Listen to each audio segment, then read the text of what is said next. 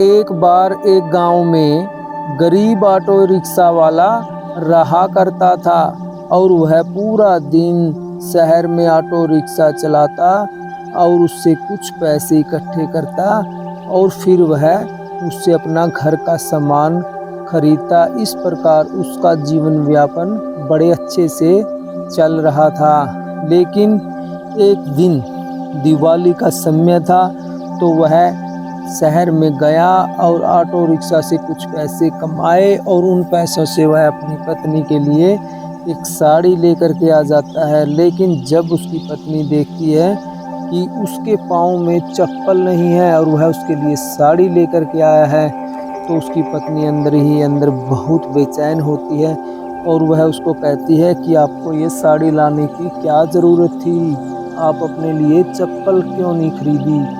तभी वह कहता है कोई बात नहीं, त्योहार का समय है, आप ये साड़ी पहन लीजिए, मुझे बहुत अच्छा लगेगा क्योंकि आप मुझसे कभी भी कोई डिमांड नहीं करती, इसलिए मैं आपके लिए ये लेकर के आया हूँ। तभी वह उसकी पत्नी मन ही मन बहुत प्रसन्न होती है और उसका बड़ी खुशी खुशी जीवन यापन हो रहा था। लेकिन एक दिन अचानक से ऑटो रिक्शा वाले की पत्नी बीमार पड़ जाती है और वह उसको हॉस्पिटल में लेकर के चला जाता है। और फिर क्या होता है, फिर एकदम से वह बहुत ज़्यादा बीमार हो जाती है और ऑटो रिक्शा वाला बहुत परेशान हो जाता है। उसकी दवाइयों पर उसकी सारी जमा पूंजी खर्च होने लगती है। फिर वह अपनी ऑटो रिक्शा बेचने के लिए एक व्यापारी के पास चला जाता है। तभी वह व्यापारी को कहता है कि भाई साहब, आप मेरा ऑटो रिक्शा को खरीद लो। तभी वह कहता है क्यों भाई, आपकी तो ये रोजी रोटी है, आप इसको क्यों बेच रहे हो। तभी वह ऑटो रिक्शा वाला कहता है कि मैं इसको इसलिए बेच रहा हूँ क्योंकि मेरी पत्नी बहुत ज़्यादा बीमार है।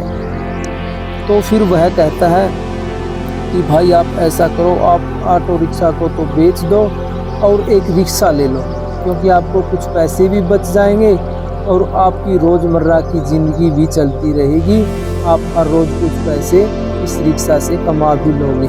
तो यह सुनकर ऑटो रिक्शा वाला बहुत प्रसन्न होता है और उसको ऑटो रिक्शा बेच के उससे एक रिक्शा खरीद लेता है। फिर वह उस रिक्शा से धीरे धीरे पैडल मारता हुआ अपने घर आता है और घर में से कुछ और पैसे लेकर के फिर दोबारा अपनी उसी रिक्शा से शहर की तरफ चला जाता है। फिर वह हॉस्पिटल के बाहर अपनी रिक्शा को खड़ी करके और अंदर अपनी पत्नी के पास चला जाता है। वह देखता है कि उसकी पत्नी सो रही है, वह उसके पास बैठ जाता है और इंतज़ार करता है उसका नींद से उठने का। तभी उसकी पत्नी नींद से उठती है और कहती है कि तुम आज इतनी देर तक कहाँ थे।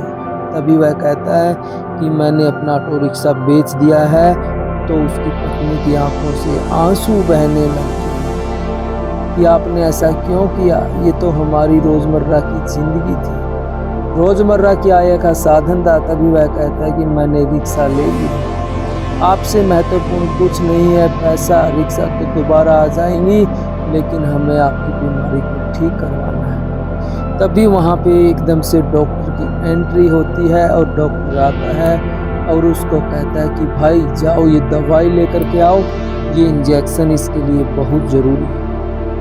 तभी वह वहाँ एक केमिस्ट की दवाई की दुकान पर जाता है और उसको कहता है कि भाई ये दवाई दे दो। लेकिन उसी समय वो दवाई वाला दवाइयाँ देता है, लेकिन उस रिक्शा वाले मजदूर के पास 100 रुपये कम पड़ जाते हैं और वह दवाई वाला कहता है कि भाई 100 रुपये ला करके दो, मैं तभी आपको दवाइयाँ दूंगा। वो उससे 1000 बार मिन्नतें करता है कि मैं 100 रुपये आपके लौटा दूंगा, भाई मुझे दवाई दे दो और मेरी पत्नी के लिए ये दवाइयाँ इस समय बहुत ज़रूरी है। लेकिन केमिस्ट वाला नहीं मानता और अंत में वह निराश होकर कुछ दवाइयाँ छोड़ करके चला जाता है। फिर डॉक्टर उसको झिड़काता है कि ये दवाई आप क्यों नहीं लेकर के आए और कुछ दिनों बाद उसकी पत्नी का देहांत हो जाता है और वह बड़ा परेशान होता है। अब वह परिवार में अकेला रह गया, वह शहर में ही सो जाता, वहीं पर रिक्शा चलाता और दूसरी तरफ जो केमिस्ट था उसका लड़का बीमार पड़ जाता है और वह बहुत परेशान हो जाता है। और कुछ ही दिनों बाद डॉक्टर उसको बताते हैं कि उसके बेटे को तो कैंसर की बीमारी है। यह सुनकर वह केमिस्ट बहुत ही परेशान हो जाता है और उसकी महंगी महंगी दवाइयाँ उसको हर रोज़ लेकर के आनी पड़ती हैं और उस पर बहुत मोटा पैसा खर्च होता है। और जो प्लाट और जो संपत्तियाँ उस केमिस्ट वाले ने लोगों से पैसे हड़प करके खरीदी थी, वो सारी संपत्तियाँ उसकी बिक जाती हैं और उसके पास कुछ भी पैसे नहीं बचते। सारा पैसा उसकी दवाइयों पे खर्च हो जाता है और वह बैठकर सोचने लगता है कि यार ये क्या हो गया, मैंने जितनी भी संपत्ति बनाई थी वो सारी चली गई। फिर एक दिन वह अपने बेटे की दवाई लेने के लिए केमिस्ट की दुकान पर जाता है और वहाँ पर उसके साथ ऐसा ही वाकया पेश होता है। वह केमिस्ट कहता है कि भाई साहब 100 रुपये कम है, मुझे 100 रुपये की दवाई आपकी दवाइयों से निकालनी पड़ेगी। तभी वह कहता है कि भाई साहब प्लीज़ मैं आपके पैसे फिर कभी दे दूंगा, मुझे 100 रुपये की उधार कर लो। लेकिन वह केमिस्ट नहीं मानता और फिर उसको वो वाकया याद आता है कि कैसे मैंने उस दिन उस गरीब मजदूर को 100 रुपये की उधार पे दवाइयाँ नहीं दी थी। आज ये कर्म मुझे लौट करके आ गया है, आज मुझे 100 रुपये की दवाइयाँ नहीं मिल रही है। समय बड़ा बलवान है, ये लौट करके आया और मुझको भी आईना दिखाया।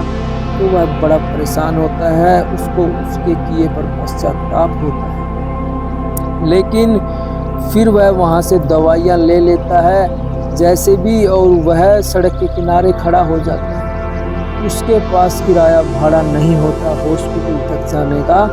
लेकिन तभी वो रिक्शा वाला देखता है कि वही केमिस्ट वहाँ पे खड़ा है और वह उसके पास आकर के रिक्शा रोक लेता है।